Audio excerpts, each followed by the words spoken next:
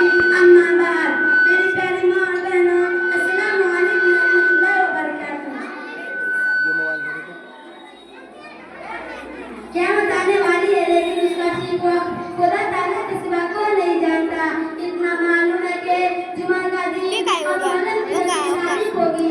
हमारे पैगंबर ए बनाई सल्लल्लाहु बरा अलैहि जो एक वसल्लम ने क़यामत के निशान बता दिए हैं। कर इस सका करने निशान रहे को तो लेकर क़यामत का करीब आ जाना मालूम लाजो एक करता बात है।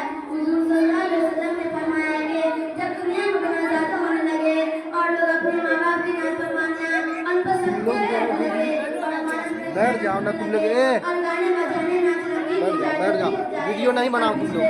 पहले बुजुर्गों को बुरा कहने लगे, बेइल्म और गमीर लोग पेशवा बन जाए, चरवाहा वगैरह गंजे के लोग बड़ी ऊंची ऊंची इमारतें बनाने लगे, नाकाबिल लोग बड़े बड़े औहदे मिलने लगे। तो समझो भी क़यामत करीब आ गई। क़यामत में सब चीज़ फना हो जाएगी। फिर इस्राफील अलैहिस्सलाम दोबारा से फूंकेंगे तो सब चीज़ मौजूद हो जाएगी, आदमी भी जिंदा हो जाएगा।